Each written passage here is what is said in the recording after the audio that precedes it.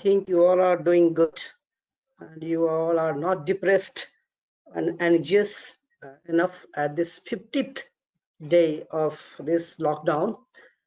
And actually, Mero Eye has done a very great job, and they have arranged this type of webinar. And actually, I always listen to their webinar, and I find them it's very interesting. So, somewhat they have helped us, the clinician and the academics, in this lockdown to do some good things. And as we have listened, heard the previous lectures, and I found it quite fruitful to us. Many eminent optometrists and ophthalmologists have already given webinar through this site and this podium, and today they have invited me, and I'm very honored to give my lecture or webinar through this podium. So first of all, I am going to present a topic that is in very use. We use it quite oftenly, and the topic is biometry. As you know, around 80% of surgery we do in our hospital are of cataract, and that's why biometry is the essential part. It's not only a measurement. So before going to the presentation, okay.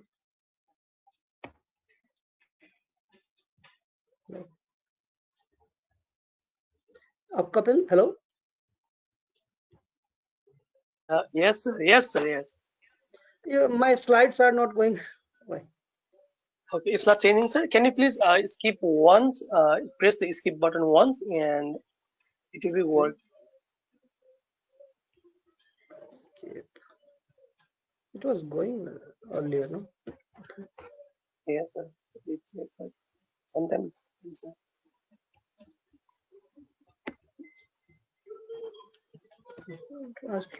Okay, can you please press the escape button, sir, once? Yeah, it's not working. It's not working still. Okay. You can unshare once, sir. You can unshare once, and you can rejoin the session, sir. Again, it will work. Yes. Right. There is a button to unshare. Yes, it's good now. You can rejoin. You can share one.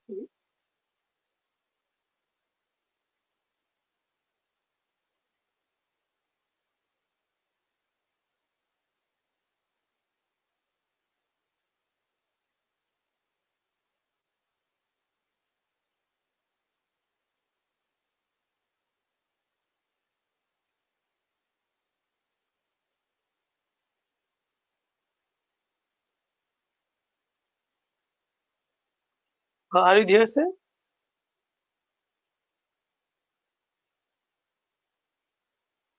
Hello, Ajit, sir. Are you there? Okay. Okay. Okay, sir. But you are not audible, sir. I know why. I guess you are muted, sir. Can you please unmute yourself? Yeah, I'm unmuting you.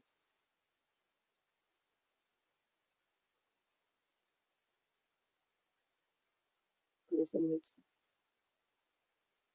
Not muted? okay. Yes, yes. I unmute you. Okay. Can you please share your My screen, screen once again? Just give me a time for where is making that? the presenter. Okay. Yes, I'll make it. Yes.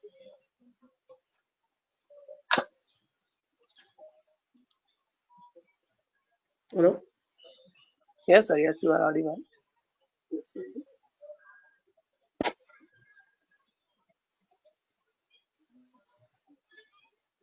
Yes, you now you can share your presentation. Yes,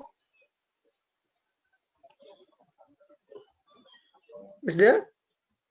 yes, yes, sir. You can share. Sure, Yes. sure. Sure. Now is there, no? Yes, sir. Now, yes, sir. It's good. Do you have an animation on your slide? Yeah, 1, 2. Okay, it's came. So it's there. Sir. It's Yeah. changed? Yes, yes. Okay. Yes. Yes, I shared. Yeah. So, sorry for the interruption due to this internet problem. So, as these webinar sessions are prepared we have labored so hard, so please respect the dignity and don't just keep your interest in this webinar as much as possible to learn a lot. So coming to the objective of this session, I have put this objective, the biometry and its importance. And in this, I will be talking about the principle of biometry and different types of biometry we are using these days. And besides that, we will be talking on some difficult biometries, which that we call it difficult, like very mature cataract, IOL power calculation in torics, what to do in lens IOL power when there is a PC rupture, in posterior staphylomas, microcornea or nanophthalmus, what to do in Uh, excuse me, post-traumatized sir. eye, and what to do in. Hello, yes, hello. So can we take a little bit the experience of the attendees, what they are feeling and what they have interest to learn, and for making the a little bit interactive session, can we take some Yeah, why not? yes, sir, some of the ideas? So if anybody want to share your problems or what you want or what is the experience of biometry, you can inbox on the chat box or you can unmute yourself and we can discuss a little bit and we will be heading with the presentation because it makes more interactive the session. Okay, fine. Just a minute.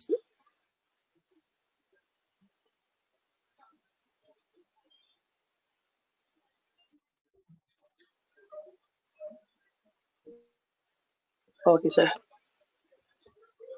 Yes.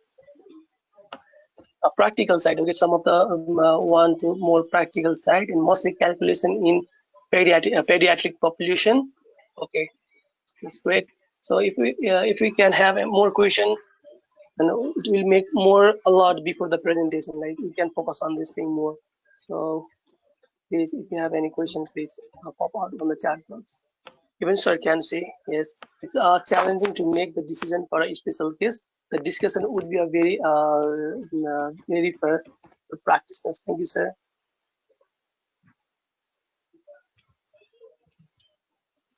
Okay, I guess we can heading with the presentation.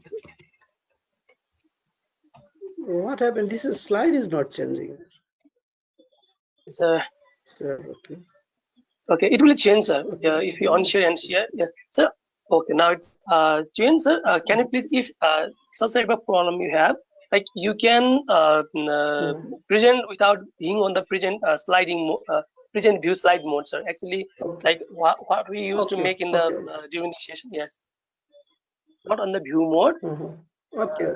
Yes, sir. Okay. Yes, more effective. Okay. So I have to go again to that. That's not share mode, no? So actually, you can also. Okay. Yes, sir. It's coming. Okay, it's coming now. Okay. Okay, it's fine. Okay. Yes, sir. It's fine. Yeah. Yes. Yes, you can. Yeah, yes, you can present on this So, mode. Yes, sir. yeah. So just I have shown my objective.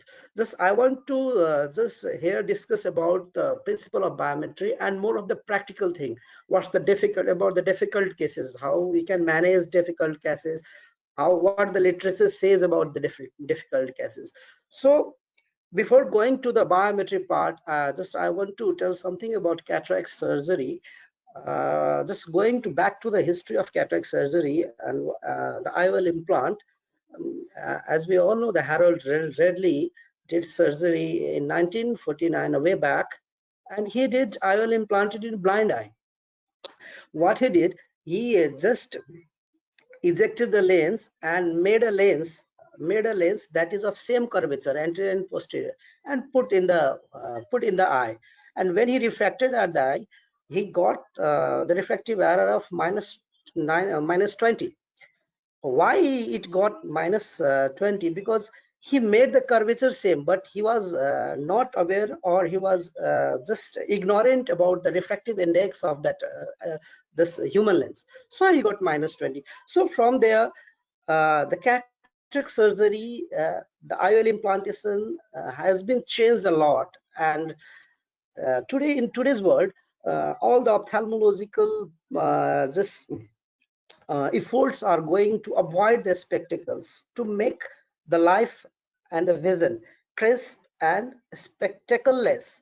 And that's why from couching, from susutra is the couching, then intracapsular cataract, this phaco, then femto, japto, and now we have different type of IOLs like multifocals, this ICL, a lot. They all are for to make the life, the vision clear and spectacle free. Look at the pictures.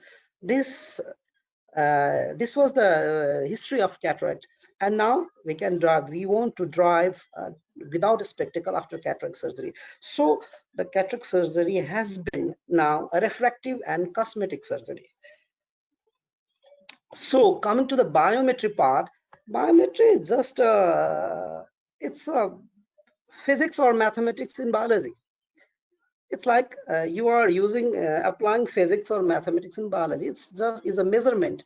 It's a logical measurement of a biological thing. And you measure ocular parameters and do IOL power calculation. If you are doing IOL power calculation, you are the playmaker of cataract surgery. If the surgeons are the striker, you are the playmaker, because you are the one on whom the quality and the visual outcome depends, I think 90%.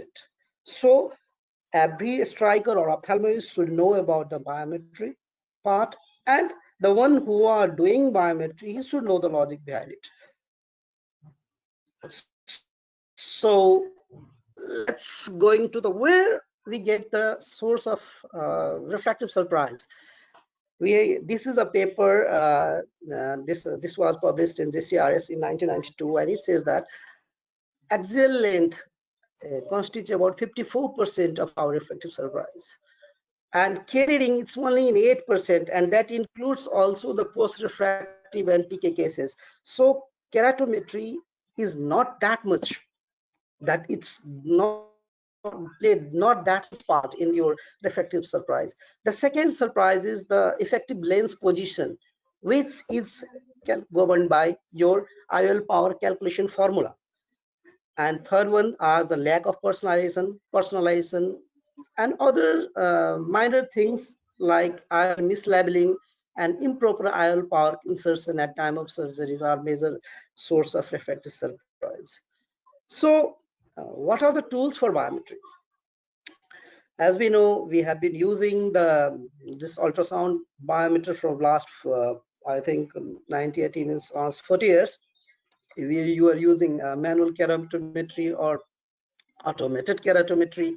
You are using A-scan machines of different companies, and now you have very sophisticated IOL masters and lens stars. Still you have and you retinoscopy. This retinoscope and trial frame has been used from very fast and for refraction, and it can be used as a biometer. I will tell you how a retinoscopy can be used as a biometer in later of my presentations. So first of all, from the very basics, I want to discuss about the A-scan machine. A-scan machine, the principle is it gives a pulse echo to your eye and just take back the reflected rays in sound energy and convert into its electrical energy. Its benefit is, as we have been using it since 40 years, we are used to of this, and the main benefit is it's cheaper. And for eye setup, for new eye setup, it's easy to set up the this manual base scan or ultrasound base scan, as it is cheaper. And there are ways to improvise the results through a scan machine. I will tell you my experience. I do biometry either in sitting position or supine position. I just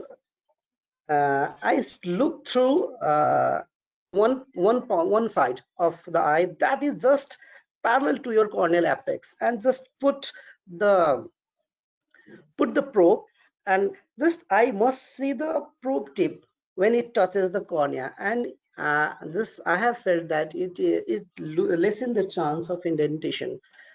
And there are one point that standard deviation, and always we reduce it to 0.1.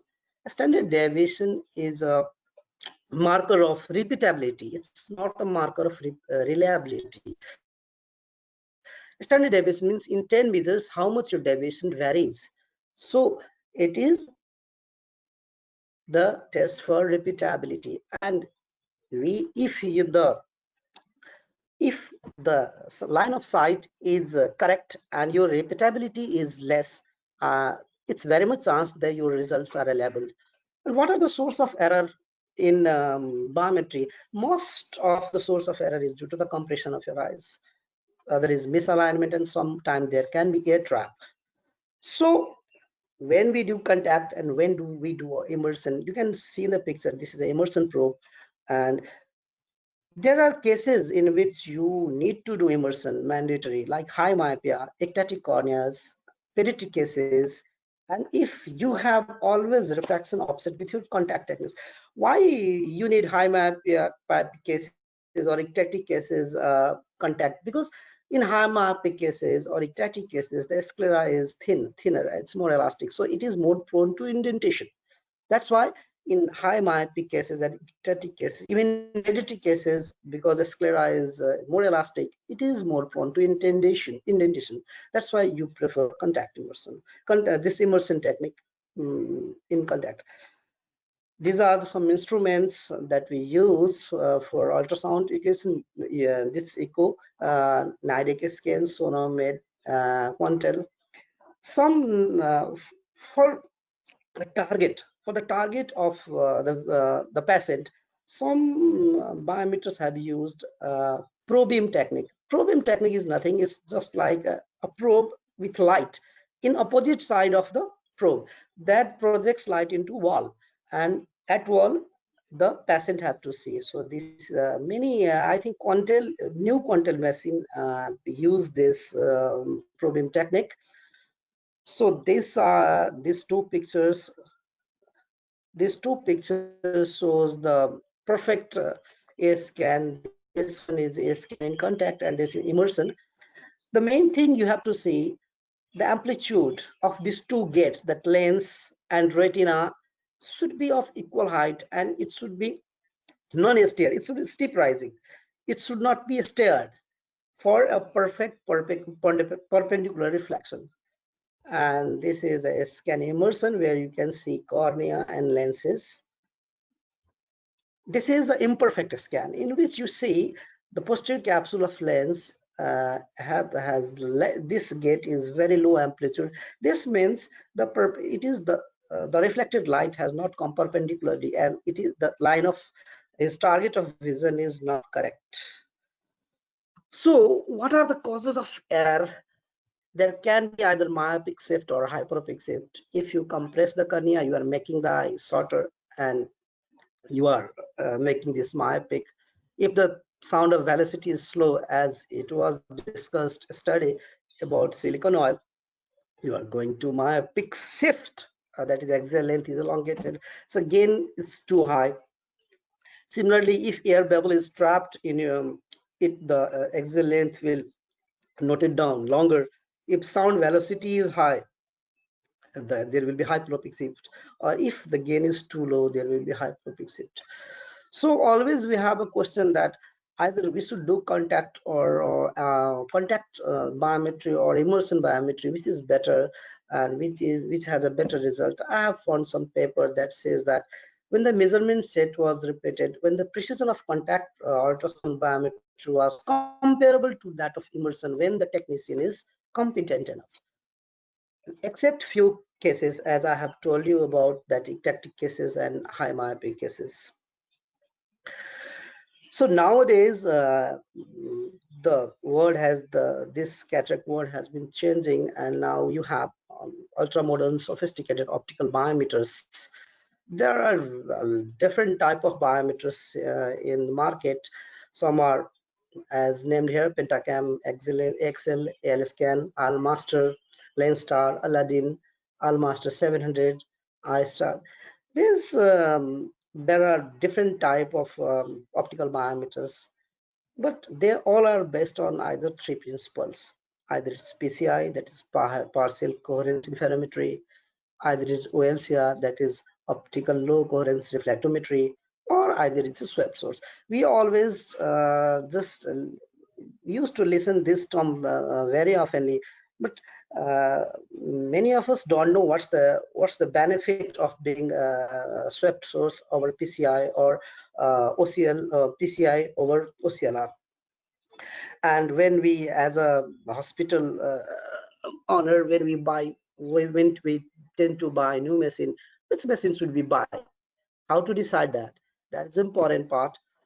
So this Pentacam, ALScan and Almaster are based on PCI, that's partial coherence interferometry. It uses infrared lights, and it uses actually two infrared lights, and the reflection of that will be seen interfered, and that the axial length and other measurements are measured. But Lenstar and Aladdin are OLCR. It uses a reference mirror, and the reference mirror has to move. That's why Lenstar and Aladdin have a little bit lower scan rate, while Master and iStar, that is a pharmacy that is not in market till now. Hello, that is not in the market till now, but it uses a swept source technique. Swept source is nothing. It is the beam.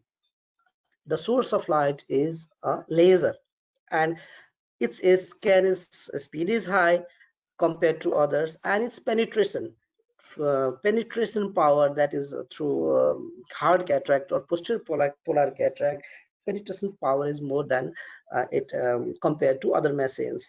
So when you buy a new machine, when you are going to spend some money for new machine, what do you see?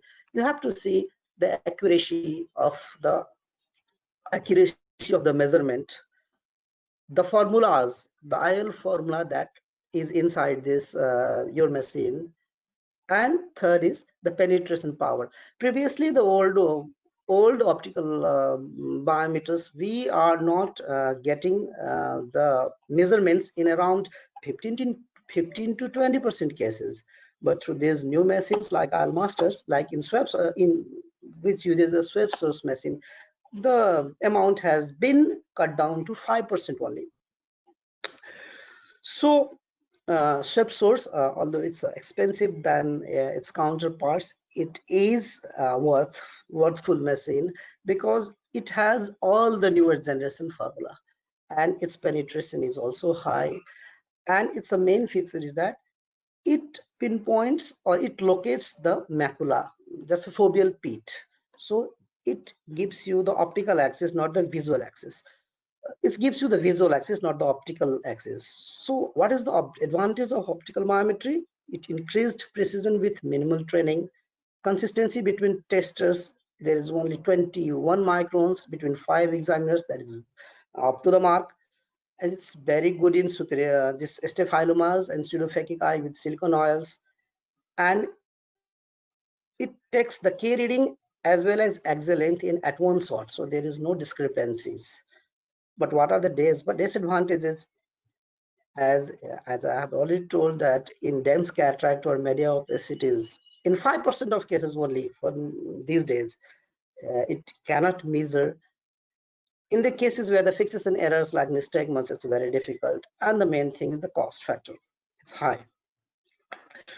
So what is the difference between the advantage of optical biometer and non-optical? That's the ultrasound. So ultrasound measures axial length from the anterior surface of the cornea to the internal limiting membrane. Just remember, internal limiting membrane. That's the boundary of vitreous and retina. But optical biometer measures the distance between the tear film and the retinal pigment epithelium. That's the photoreceptors, and it's a true excellent measurement. And for that, for the thickness of retina, ultrasound arbitrarily adds 200 micron to the measured axial length. But in high myopic cases, as the retina has become thin, it's only 150-60, so it's not accurate. But in optical biometry, directly calculates axial length. In ultrasound, measures axial length along the anatomical axis, but in this swept source technology ultrasound, it, as I've already told, it locates the fovea and it's the visual axis. It's more accurate. In aphakic, pseudophakic, and silicon oil field eyes requires adjustment for velocities in ultrasound, but in this optical base, you don't need adjustment to be needed. And in ultrasound, you need contact technique. That means you can intend, but this OCT, this other optical base is non-contact. So there are different type of IOL masters. This optical biometers all have, I have seen papers, I will show you, they all have precision in equal range. There is no much difference, but the penetration power are of different. Like I have told you, IOL master 700 ALS scan of Namaste and Aladdin, and this Argus Movie has better penetration compared to others. So I have just reviewed some papers. What's the difference of precision between these different IOL masters? And they have compared IOL master 500 and Star LS and Aladdin, and they found that there were no clinically significant difference between these three biometers in axial length, MEAL, K, and ACD. So measurement-wise, all optical biometers, I will tell, it is similar. So in swept source technology, what is the added advantage? And they have also shown that the penetration ability of swept source OCT biometer is superior compared to others. So as I have told you that optical biometer measures from tear film to the photoreceptor, the RPE, but the optical biometer, this ultrasound biometer measures from cornea to internal limiting membrane. So the optical biometry measurement is a little bit longer. That's about 0.117. So in defense, as I have told you that we can do myometer by retinoscopy as well. In the cases when you can't do the optical biometry and you can't do keratometry due to a small cornea and for nystagmus and other reasons, you can just do retinoscopy in operation table. Just after surgery, when they take out the lenses, do refraction there, just take a proper vertex distance, convert that into the IOL power, and you can just insert that. There are a few projected formulas of that vertex distance. If it is 12.5 and 30, what will be the power of IOL? There are some formulas I will be discussing about that. So you can do retinoscopy in OT and assume the power of IOL. And that is also a technique to avoid miscalculation in IOL formula. And these are two papers that shows that if your vertex distance during retinoscopy is 13 mm, the power you are going to insert in eye is R into 2.0. That is, this give you the regression formula. R means the refractive error what you got. And they have concluded that intraoperative retinoscopy for IOL power calculation is in combined cataract extraction and silicon oil removal gave satisfactory refractive outcome. Although further studies with more patients are required to confirm its usefulness. So other paper also that is published in Eye, it also says that retinoscopy at the end of cataract surgery may be a valuable tool to alert the surgeon to expect refractive error. So retinoscopy after the surgery or intraoperative retinoscopy is also a good technique to calculate the IOL power. I have one this AIOS meeting summary. They also suggest that IOL power, when we select IOL power 11 diopter more than that of the retinoscopy, and if we insert that from our experience, we calculated the IOL power from intraoperative retinoscopy, and we found that it was matching better with post-operative best corrected visual acuity rather than with IOL power calculated from biometry. So this is also a tool. So what is the recommendation for measurement? So if we what is the data screening criteria? So if calibrate your machine preferably at the start of the day and with change in the observer. If the observer changes, calibrate it again. Repeat the measurements with the second observer if the length is 21.3 to 26.6, means extreme values.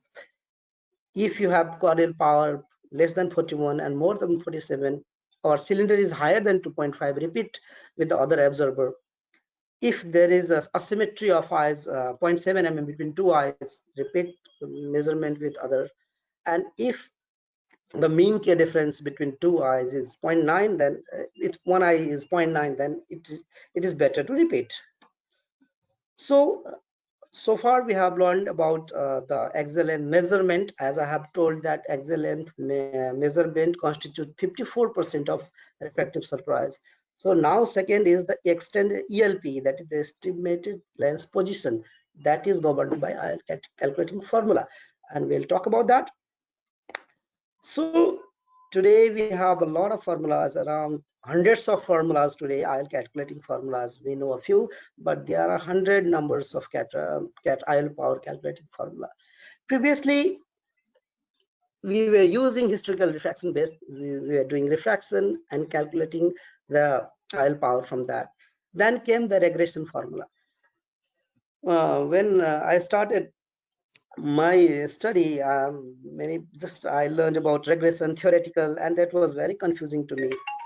That was very confusing to me what to do with this. So regression formula, what is the regression formula? Regression formula is nothing but it give you, let's say I put a 20 diopter lens into eye, and after that I got +2 diopter of refractive surprise. Then I regress, I give where +2 from 21. Let's say the axial length was 21.3, keratometer was something 7.1 and 7.2, and I got +2 diopter of surprise, and in next patient I will put 23 diopter of similar patient. That's why it's a learned process. Regression formula is like a learned process.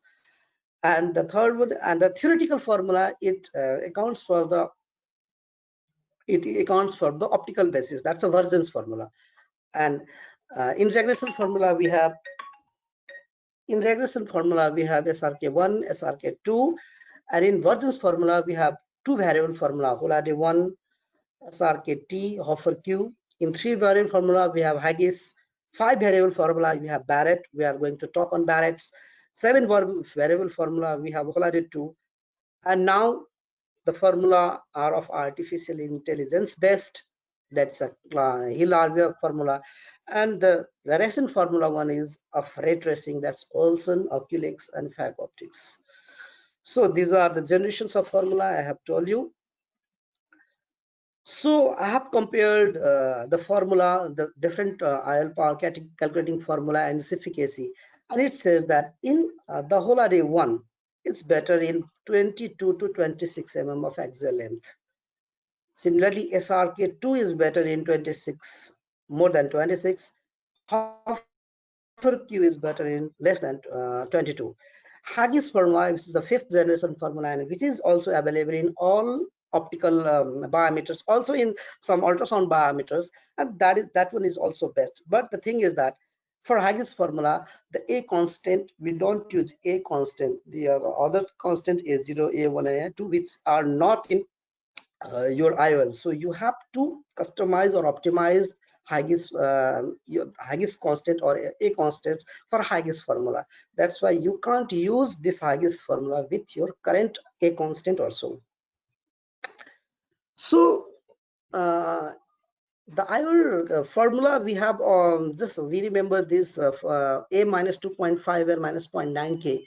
And for this mathematical formula, this Vergen's formula, we remember this longer, we don't remember this longer formula. But I want to tell you the math is that the main thing. All others length and k are variables, and a, this is a that is given by your IOL company, that is a constant. Similarly, in Virgin's formula, ELP is a estimated lens position is a constant. We assume it a constant, but that a is not a constant. A is a not a constant, and your life is very difficult when in an equation everything is variable. It's very difficult to take out from all the variables in an equation. What I'm telling about, a is not a constant, because a gives you the estimated lens position that is assumed by the IOL companies. And the ELP depends on a lot of things, like your eyes, your population, surgeon factors, anterior depth, a lot of things can change your A. That's why what we read in your IL, it's 118.4, that is not a constant. That is constant for some population, some surgeon, some eye. It's not constant for your organization, your patient, and your biometry. So you must optimize your A according to your population.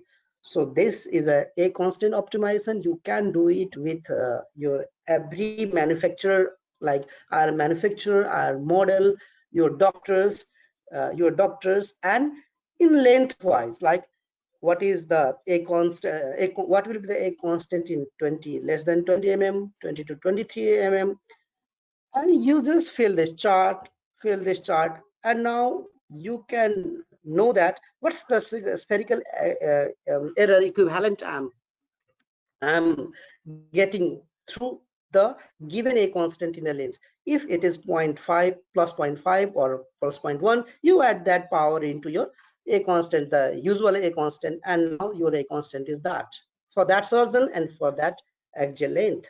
So a constant you can optimize. There are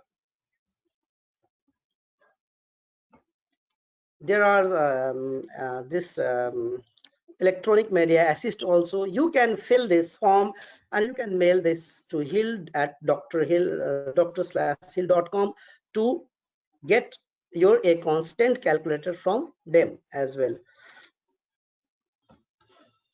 So which formula is best? For this, I have this. If you have axial length less than 20 mm, you Holliday 2 and Hofer's are best. If you have 20 to 22 mm, Hofer Q is better. If 22, 24.5 SRKT, this chart you can copy or you can take a snapshot.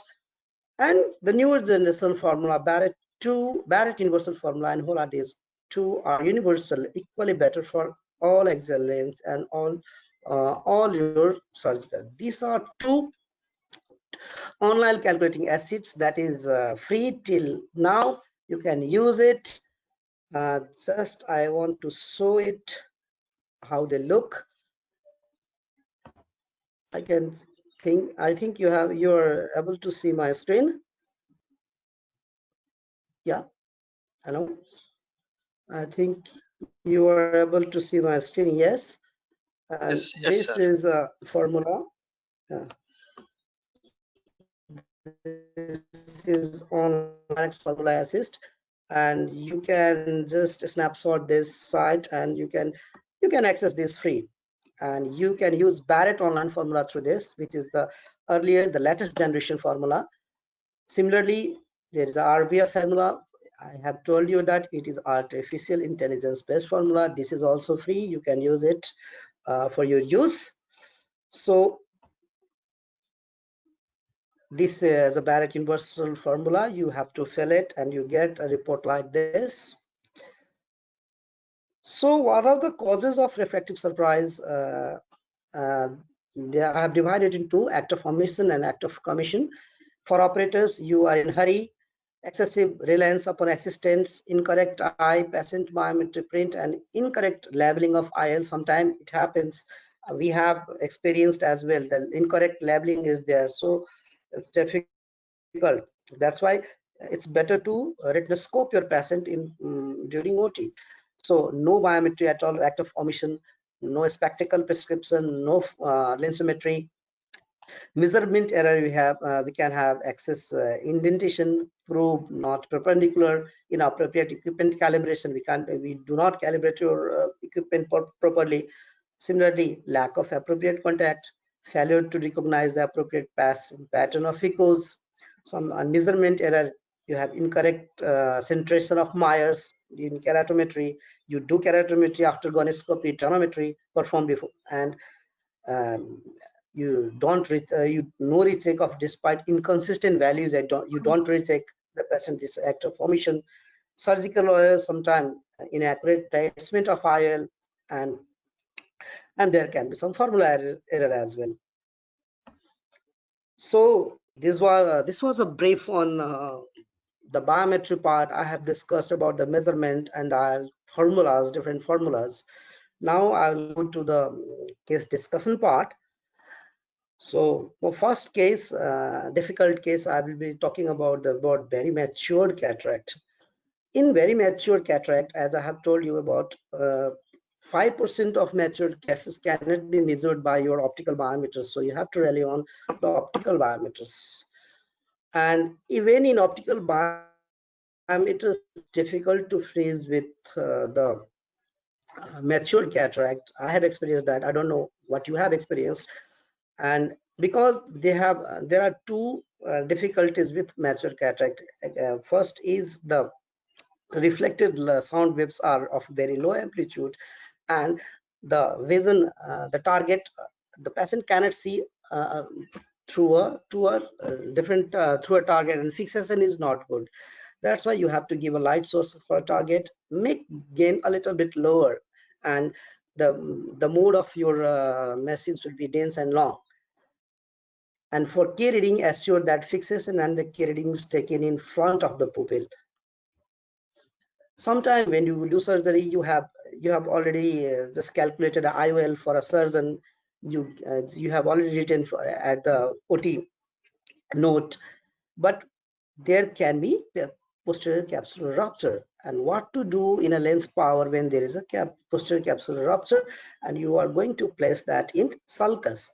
So Dr. Hill provided a table that shows that in a patient whose IL power is more than 28.5 diopters, you have to reduce 1.5 diopters for a placement in sulcus.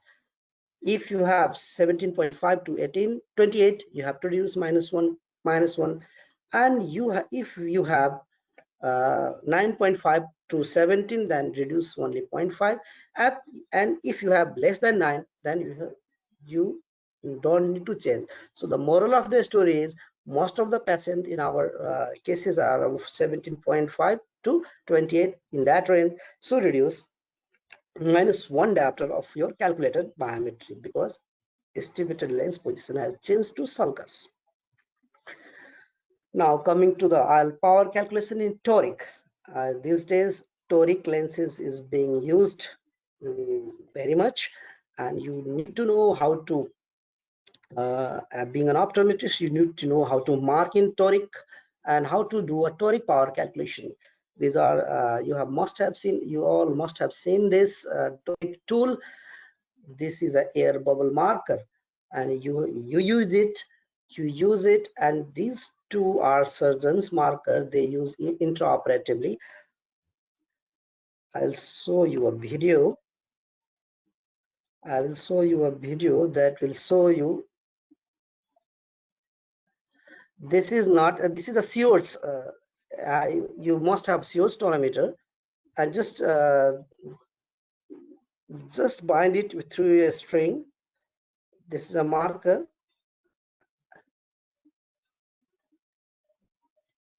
Just you are assuring that the lights are perpendicular or it's pure vertical. Just mark it, and here is a marking. So you have I have shown you how to mark the reference mark. After reference marking, you you do toric IL calculation. Although every IL company has their own toric calculators, like Alcon, APA, this IOCare, all have their own calculators, but they don't calculate the spherical power through with this Barrett formula.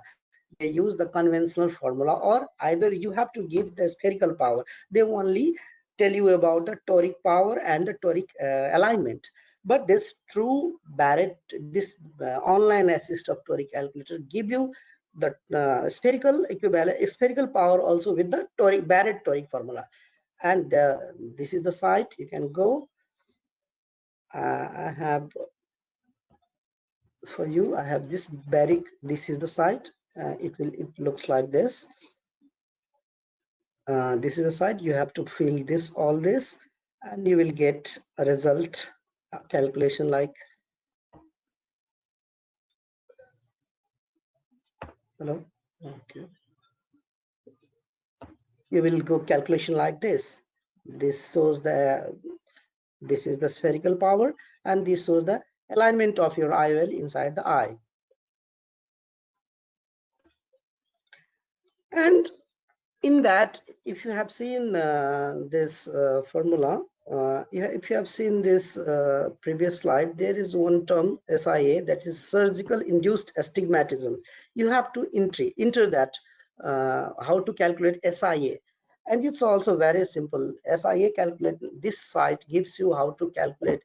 You fill your pre-op, post-op keratometry and refractive error. This site give you your surgical induced. It's free. It's free. They calculate the surgical induced astigmatism from you. It's totally free. Just you have to register it. That's it. Then it gives you what is, give 50 cases. Just enter the 50 cases of yours, and you can get the surgical induced astigmatism of a particular surgeon. There are some instrument-based assist of toric. This is a variant of Alcon. It helps you in programming, and also during surgery the marking are already fixed in microscope, and it assists you where to give incisions, where to, and in which alignment the IOL axis should be put. Sometimes despite a fine surgery, you can get rotation of your lenses, and post-operatively you don't get good result or your expected results. So in that case, do refraction again, and what is the refractive power you got, and what was the pre-refractive power, and what is the IOL inserted. This is a site. Just put everything in this site is there and calculate. They will provide you at which direction or in which axis alignment the IOL should be rotated. And it's also, this site is also free. It's a very important site and very useful site to you. You can use it. So after this toric, I'll tell something about posterior staphyloma. Although it's easy in this optical biometer to perform biometry, if you have this ultrasound biometer, it's sometimes difficult to locate macula in posterior staphyloma cases. So in that case, what you do, you combine your A scan and B scan both. You do immersion A scan, and from there you take anterior chamber depth and lens thickness, ACD plus lens thickness you take from the immersion A scan. Now you perform a B scan, axial B scan, and you locate the macula in axial B scan, and you just measure the the distance between the posterior lens capsule and the macula, and that measurement is added to your SCD plus lens thickness. That gives you a total axial length, and you can use that and just perform SRKT or Barrett formula to calculate IOL power calculation. It's a difficult job when you have a lot of doubt that my biometry or my excellent is right or not. You can cross check it by intraoperative retinoscopy as well. So other case, the difficult case I find is microcornea or nanophthalmosis. Microcornea in nanophthalmos case, the difficulty is due to nystagmus, and there is a difficulty in doing keratometry. And for keratometry, you try to locate the null gaze and try to do this keratometry. It's a difficult job. Again, you have to take this in low gain to make it freeze, and just determine the ACD is normal, anterior chamber depth is normal or shallower. And for the shorter axial length, it's better to use high gaze or Hofer-Q formula or Barrett 2. And if you are not able to do IL power calculation through this ultrasound machine, you do retinoscopy at intraoperative retinoscopy and says that 0.7 diopter spectacle plane to 1 diopter lenticular plane, and through this formula you can convert that your spectacle plane refraction to IL power. Other part I have other thing I would discuss about post-vitrectomized eye. In post-vitrectomized eye, you fill it either with silicone oil. Silicone oil is of also two types, the 1000 stroke and 5000 stroke. The 1000 stroke one you will remove in 3 to 6 months, but 1000 stroke, the silicone oil remains in vitreous for a long time. And as it was discussed yesterday, if you are putting 1000 stock and you are making that case about 5 to 6 power diopters plus 5 to 6 diopters hyperopic, and so during IL power calculation or axial length measurement, it's better to use ultrasound, this optical machine. If you have ultrasound one, there is a mode ultrasound in which silicone oil is silicone oil mode is there. If you have older version of biometer or optical, even ultrasound biometers, I suggest you to make excellent measurement and multiply that by 0.71. I repeat it, 0.71. That give you estimate about the axial length that would without the silicone oil. And in the case in which you are going to fill it to 5000 stroke silicone oil, you have to it's better to insert a plano-convex instead of biconvex lens. A plano-convex lens is better, plane facing toward vitreous. That will not induce that much of hyperopia to the patient. And if that is you have inserted a plano-convex lens, if you have inserted a plano-convex lens, the induced hyperopia is around 2.5 and 3 diopter, and you should overcorrect it, because silicone oil of 5000 stock you are not going to take out for so long time, and the patient will be remain hyperopic. So you overcorrect that, the patient in whom you are filling with 5000 silicone oil. In many cases in which the silicone oil is not filled completely, that's there is a half vitreous and there is a half silicone oil, and sometimes it's very difficult to measure axial length in that case. So I'll suggest to do such just do a BS scan to confirm the half filled silicone oil. If it is a half filled, do a scan in sitting position. Sitting position means the silicone oil go down or up. And if and you have a clear this sound wave through your probe, and if the posterior chamber is filled with gas and it's difficult to freeze with your biometers, and you do not have optical biometers, or in optical biometers also it's difficult to freeze in cases with that is filled with gases or half silicone oil, you can do CT scan. In CT scan, in a slice where the medial and lateral lattices are visible, just locate this optic nerve and measure about 4.5 mm temporal, and that is the location of the fovea, and you measure the length of that point from the corneal apex. It gives you exact axial length, and this scan have been used in exact measurement in different cases, difficult cases. In cases with RD,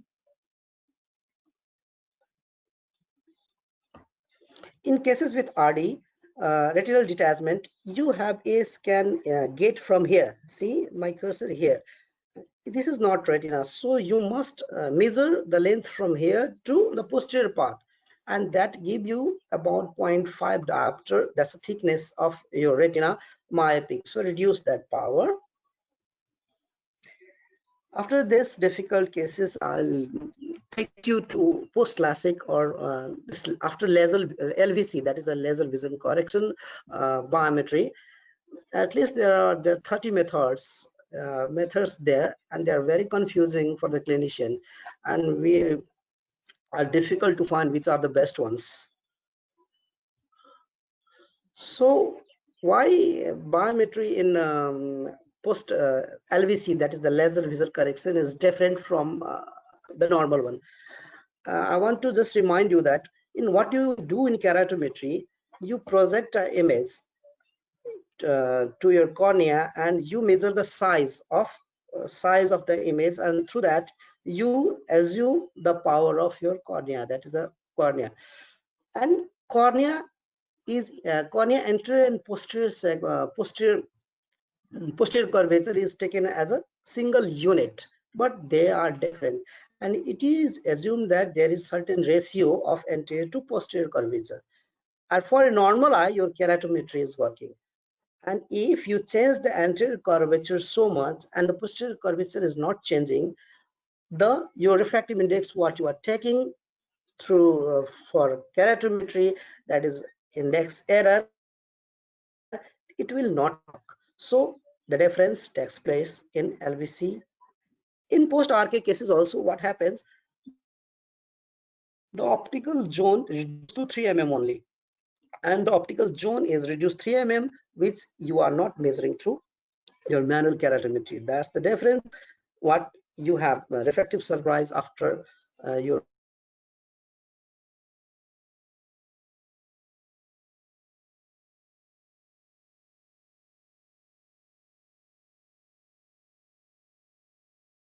post LVC and post RK cases. So first, and the gold standard technique is for post PK is this clinic. You don't use the post refractive. You have case will give you, let's say, and you have performed the surgery for -8 diopter. It will 50 minus 8. It will cause you to 42. Similarly, you can, if you don't have the case history, you can use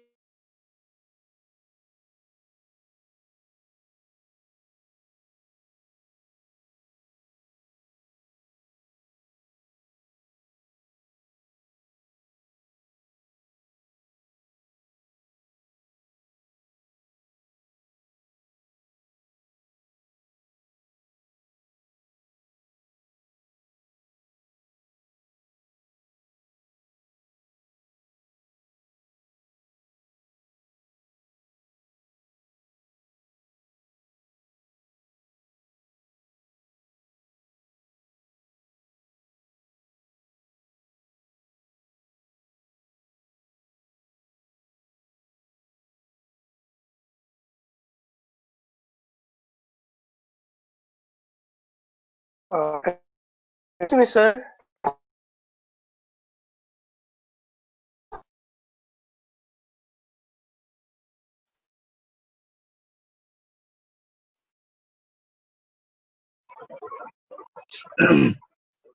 Ajit ji, your voice is not audible.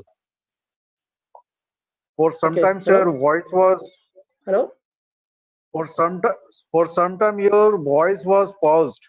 Yes, sir. Now it's yes. Okay, Yes, okay. it's okay. Yeah. It's okay. Yes, sir. So I guess if the media from is this not beginning of the clear, slide, we are not able to. it's Yes. difficult for this process. Similarly, now we have so many formulas, but I'll just discuss some. If you have only manual keratometry, you don't have the optical biometers, I will suggest you to use this SUMAS formulas. This says that K is equal to 1.14 into TK, that is total keratometer, minus 6.8. This formula is used very oftenly, and the it has also, the outcome is also better. SUMAS formulas. And the best is to take the total keratometry value. This is, you can get by Pentacam, Orb Scan, or OCT, which have keratometry facilities. For post PK IL power calculation, the most used formulas are double K methods, Haggis L formula, that is inside your all other biometry for optical biometry machines, and the Barrett, as I have already told, that it's online. So what double K method does? Double K method estimates two things. The the estimated lens position are done by the previous keratometry value, and the versions part is taken the pre-op, that cataract surgery values. So this chart, there is a chart, and this shows that if you calculate IL power from pre-refractive, that's a pre-LASIK power, pre-LASIK keratometry value. Let's say it's 22, and let's say there is a 7 diopter correction after this laser visor correction, and you get 7 diopter correction, there is 2.3, so you must add 2.3 to this 20, so your IL power will be 22.3. Similarly, in hyperopia, you have to subtract this power from the power you got after this pre-refractive K reading value. This shows this intraoperative retinoscope. You got the value, and just you multiply that with 1.75, that give you the ACIL for that. This is the equation that give you for PCIOL. You can just click it or take a snapshot. Intraoperative aberrometry have been used for the IL power calculation in the post-LASIK cases as well. This is a mascade formula. It gives, it tells you about if the refractive change, you multiply it by 0.326 plus 0.101, and then you add that this to the IL power you got. Similarly, this is a Gornal bypass formula that gives you. This is a very interesting formula in which what you do, you just put the target refraction what the LASIK has resolved. Let's say some patient was -8 diopter pre-LASIK, and you now he is emmetropic. You are going to perform biometry for that. You put pre-K, that's pre-LASIK K, and you put target refraction -8 diopters, and this gives you the IL power which you now want for that patient. So this is a Barrett True K no history formula. This is also a online assist you can get. There is the Barrett here. Barrett assist you can get is a prior myopic assist. This you can use free.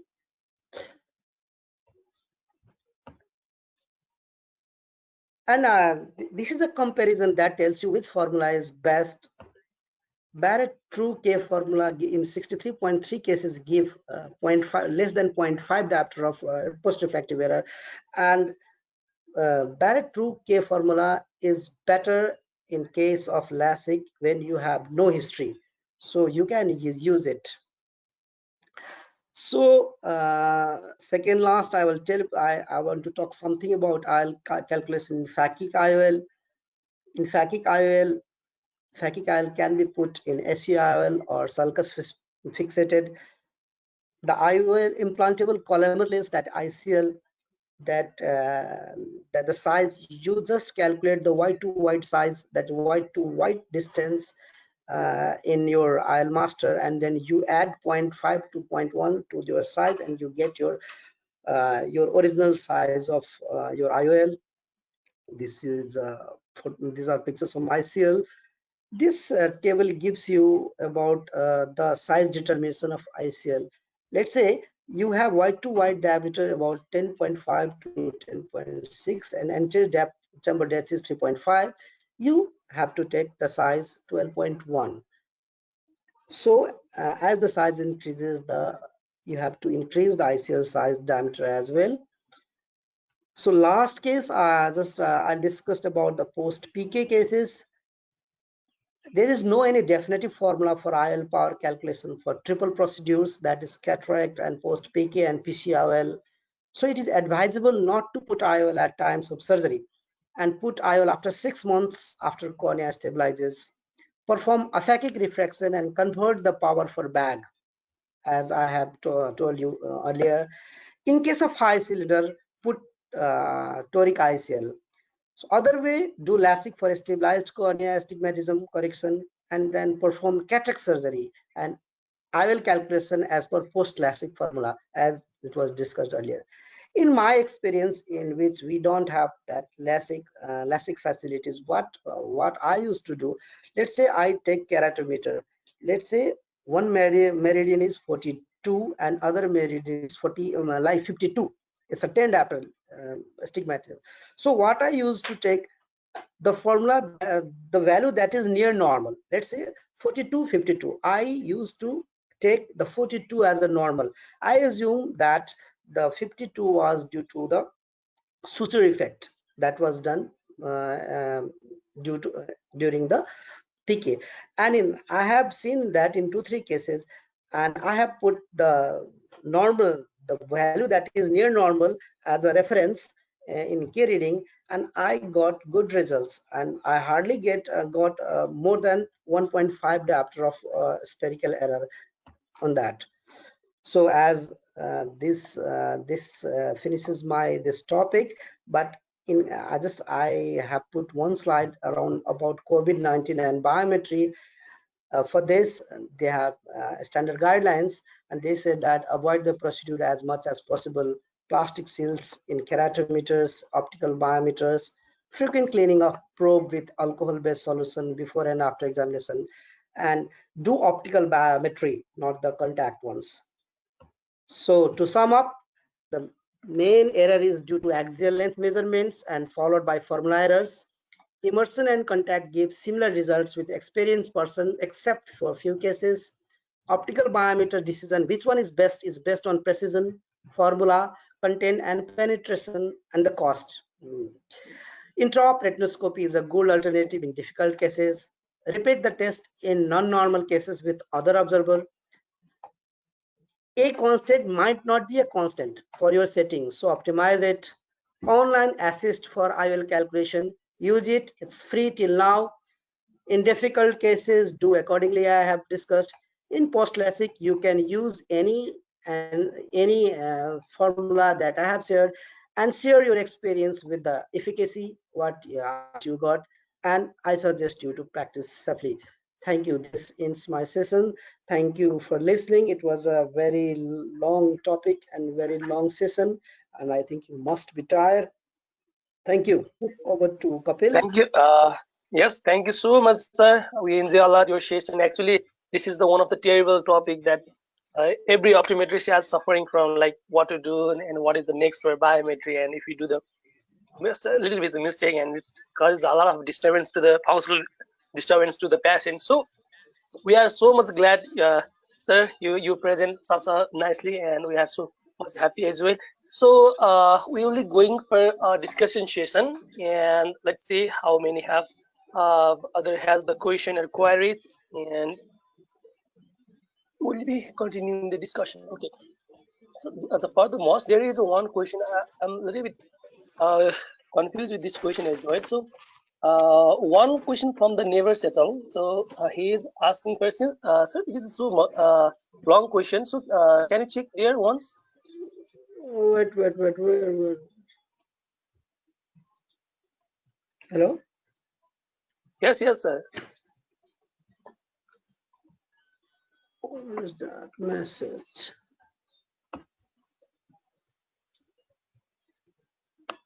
I can assist you, sir.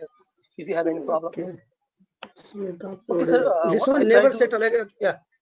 Yes, sir. Optical matters to the center of the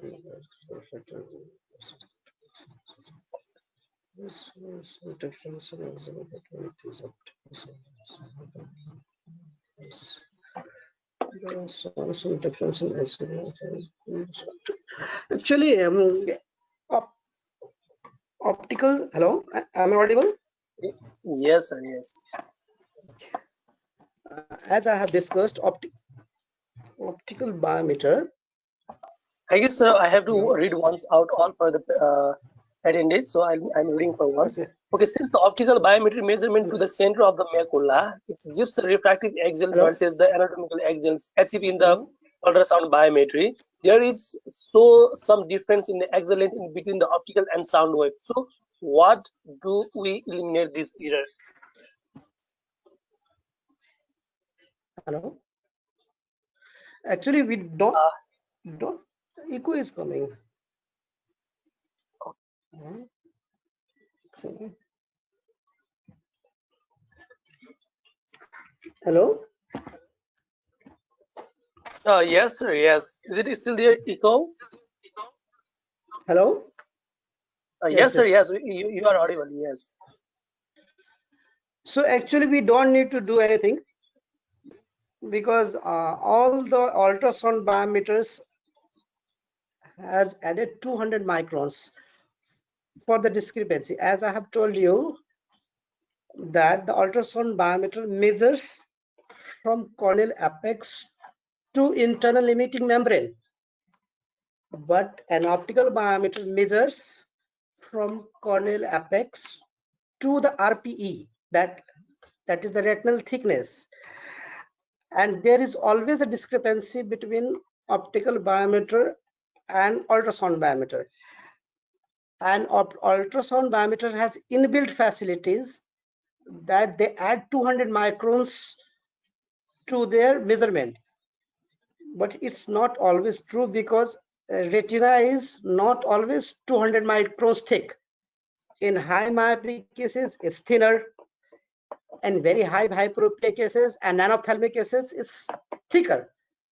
So you can't get equal result with those with both them. I think I answered you.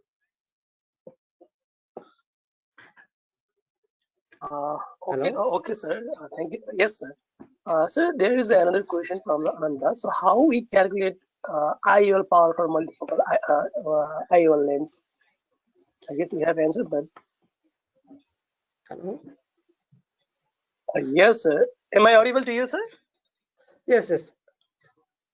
So, how to calculate the IOL power for multifocal IOL?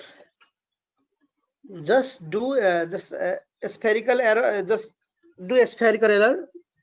You will find a spherical error, and now you can do refraction for near as well. If you can't do refraction for near, by default there is 3.5 diopter or 3 diopter from Sir, your voice is so cracking, I guess.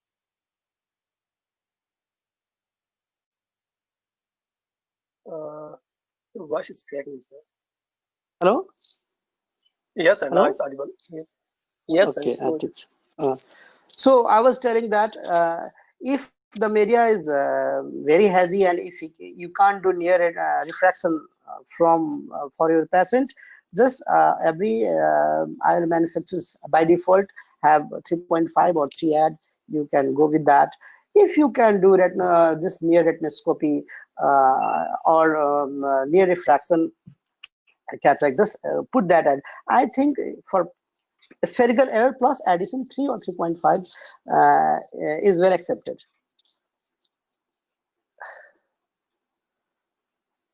Hello. Hello, Hello. sir. Are you there? Yes, sir. Yes, Sir, yes, can you yes. please unshare? Can you please unshare your screen, sir? Because we have already done with it, and it so Honest, looks so good. Yes. what to do? Unshare the screen, sir. On share. How to answer?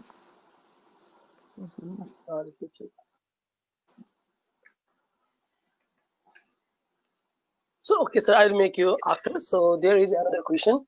Sir, what is the difference between the optical and ultrasound biometry? It's very obvious. Optical, you use light waves. In ultrasound, you use sound waves. And light waves are not affected by your media like vitreous, your lens, the speeds, the internal speed is almost uniform, but in sound waves, it differs with your media. In vitreous is different, in silicon oil is different.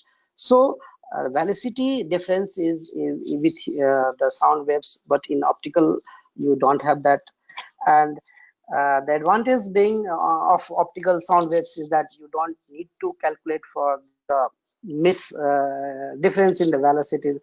And in optical, you have that it can penetrate through the denser media, denser cataract. So there's a difference, and optical biometers are advanced compared to that of the ultrasound. Okay. So, sir, can you please on your webcam so we can see you? Yeah, I think Yes. So, I am with laptop mobile. I think I am online with mobile. yes, sir.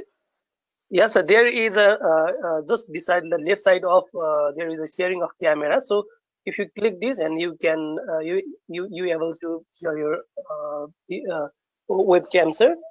So there is another question from the wrinkle sir. So he is sharing the some experience. In my previous experience, I have got a refractive surprise with a Hopper Q, which exert length less than the 22 mm in shallow ACD. Now I usually compare with the other formula for choice of IOL for exert length less than the 22 mm with the shallow ACD. What do you suggest for me? Sorry, I didn't hear. I think I have to stop sharing the screen. Hello, video. It's sound is not good. Hello, hello. No. Okay, repeat that, please. Can you repeat Okay, it? sir. Can you hear me, sir? Yes, yes, sir. Yeah, it's good now. Okay. Okay, so in wrinkles or experience, uh, Mhm. okay, in wrinkles or experience, he got a refractive surprise with a Hooper Q formula with the exit length less than the 20 mm with shallow ACD, right, sir? Okay. Okay. So Okay. Okay. what he used to do is he compared with the other formula for the choice of IO lens or the exit length, which have less than Mm. 22 with a shallow of AC, right? Mhm. So Mhm. what is your suggestion for him? I think every lens manufacturer has given their a constant. What I have told you earlier, that is for a single formula, and most of the time that is for SRKT formula. What I think nowadays, all the manufacturers give the IA constant for SRKT formula, and if you use that SRKT formula with other formula, you might get different results. So if you are using a Hoffer Q formula, you have to ask the constant or a constant for Hoffer Q formula. And if they don't give you, you have to optimize the a constant for the formula that is Hoffer Q formula you're using. In that way, only the result can be precise. I think I'm clear. Yes, sir. Yes, yes. The So formula there a is yes. constant is variable. Yeah. Okay. So there is an interesting question from the Hira sir. So he is asking Okay. for tips for maintaining the proper fixed adjustment during the perform the kilatometry and the measuring the angular length in the patient with visual acuity like HM or PL. The Yes, sir. best target is to tell them to look at the light source itself within the probe, but that is also difficult. What the observer should be very smart. If they can't see the target, just look at the patient and put the probe exactly at the center of the cornea. If the patient visualize the probe source, it's good. If they can't, always measure objectively and put the probe to the center of the cornea, whatever you can. And as I have told, in a newer ultrasound machine like this Quantel, they have probeam technique. They project a light to a wall that is very bright, and you have to tell them to look at the light. And to visualize the light better, you can switch off the room light. That will be easier. Or you can give a torch light. Hello? Okay, sir. Okay. Okay. So, hope answer the yes question. So, there is another question. Sir, please, can you again explain about the biometry by retinoscopy? Okay. Biometry by retinoscopy, it's a very good tool, I think. Some surgeons in India used to do what they do. They just put out the lens, make the patient a phakic. At there they do retinoscope at the vertex distance 12.5 to 13, measure the vertex distance, and just let's say they got they got refractive error of 12 or 13. Then they convert that power to the IOL plane, and that can be easily done by just I have put the formula f by 1 minus df. D is the distance, and the distance you can add is the vertex distance plus your anterior chamber depth, and that will give you the IL power at the IL plane. In India, in AIOS, AIOS doctors have told that you can add plus 11 diopter to your refractive power, that the refraction power, and you can take just you can estimate the IL power. Hello, hello. Yes, sir. Yes. Mm, Okay. yeah. I guess we got our answer. So there is another question from the Amit Kumar Singh, sir. Thank you, Dai, for such a nice presentation. How to know there is insertion of silicon oil 1,500 stock? What to do that time? Is it multiplied by 0.71 in Excel in both cases or what? I think you can't know about that with through BS scan. It's not possible. You have to rely on the history part, which IOL is which silicon oil have been inserted, and for as I have told for 0.71, every newer machines have this silicon oil mode 1000 and 5000 these newer machines of ultrasound.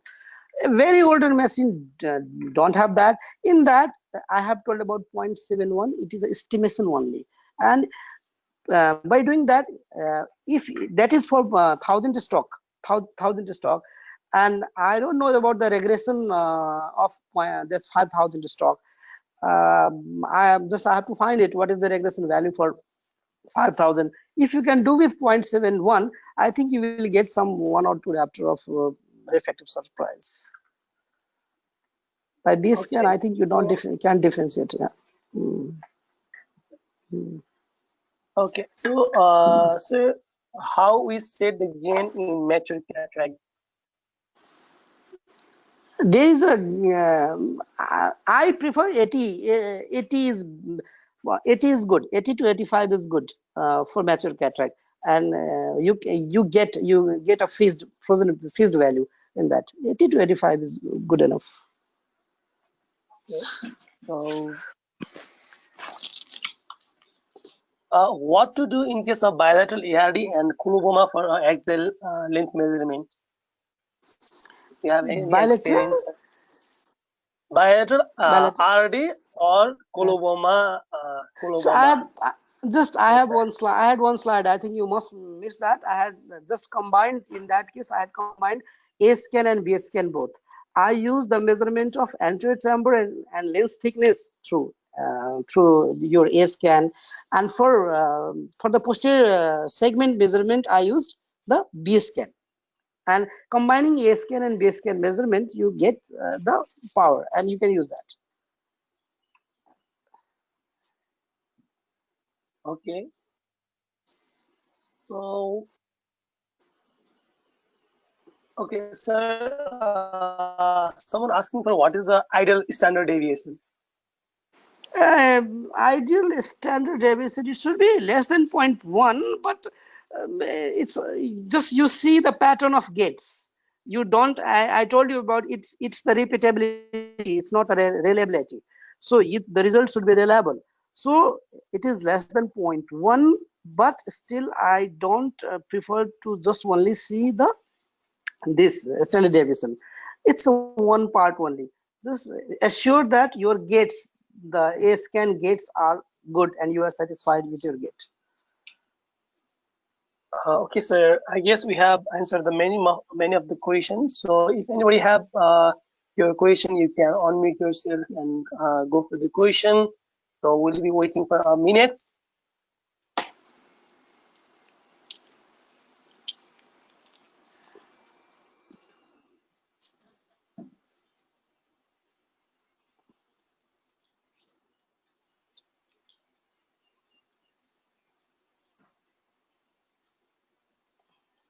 I guess we have answered many of the queries. Considering the time limits, here I announce the closure of the discussion. So there is one question.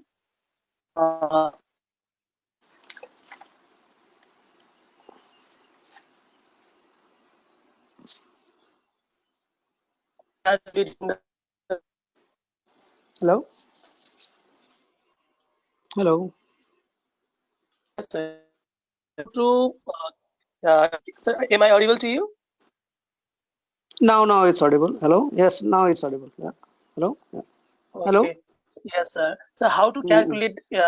Yes, sir. Yes. How to calculate the patient with corneal opacity? Corneal opacity, keratometer you can just take from other eye. If other eye is also corneal opacity, it's better to do post PK and then do the latter ones. Do PK and then do cataract surgery, and you can do latter axial length estimation and keratometry. If you want to do triple procedure, as I have told you, you can take other eye, or you can take a standard value. It's around 44 or 40 diopters. You can take standard value, but the best one is to do PK first and then do cataract surgery later with the given value, which you can measure later.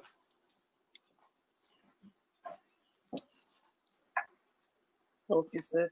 So there is one question that I can't get it, but I am texting to him. I don't know. He unmute himself or can ask the question. So let's wait for a few minutes. Okay, I guess we have done every question answer. Hello. Yes, sir. Yes. Ajit Dai Yes, sir. Yes. Ajit दाइ हजुर हजुर hello त्यो हजुर हजुर corneal ओपासिटीमा नि त्यो अर्को आँखाको पिके गर्ने कि त्यसैलाई पिके गरेर त्यसपछि गर्ने होइन त्यसैको figure. You have to do that eye only. No, I told you that don't do triple procedures. If it is unless indicated, do PK for that eye, and then if the cornea is clear, you can do better carrying values are better, and excellent values are better after PK. अनि And त्यो if you have हजुर हजुर ठिक छ अनि त्यो bilateral yes आडी please. र कोलोभमा नि बायोलेट्रल आडी र कोलोभमा त्यो कसरी त्यो दुईटाको एभरेज लिने हो कि एक्जेल लेन्थ बाइ अल्ट्रासाउन्ड र उसको बायोमेट्रिक दुईटाको एभरेज लिने हो कि के कसरी त्यो गर्ने No. Then let's say you do a scan. Okay, first you got a measurement. Okay, let's say you got only 17 mm. You got only 17 mm. Out of 17 mm, you have 2.3 anterior chamber depth, and let's say 3.2 is your lens thickness. You add this, you got 5.5. So your STD and lens thickness is 5.5. Now you do axial B scan. You locate the macula. Okay, now you measure in your caliper posterior lens capsule and your macula.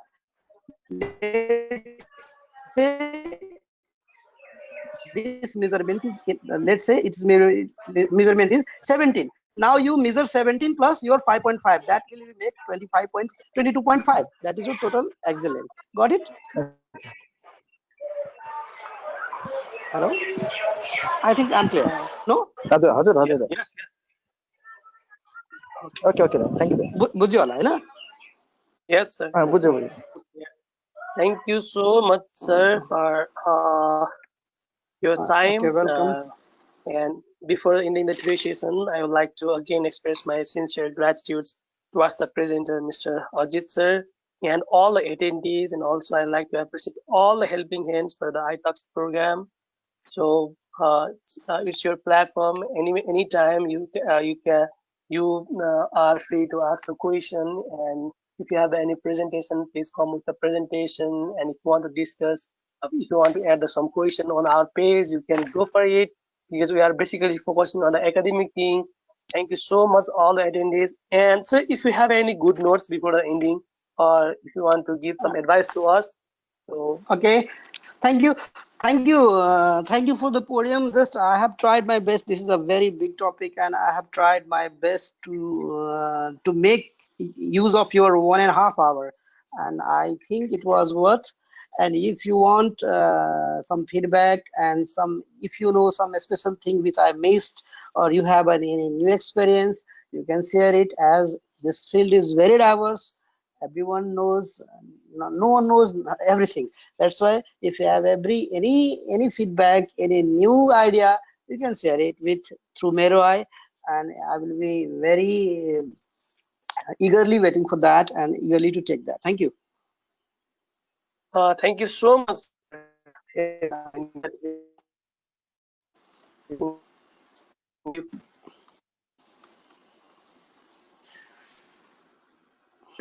Hello. Hello. Hello. Hello. Sir, Hello. am I audible to you? Yes, sir. Yes. Yes. Now it's fine. Yes, sir. Fine. Am I audible? Okay, thank Okay. you so much, sir. We are ending the session, and have a good day, sir. Thank you. Thank you. Thank you so much, sir.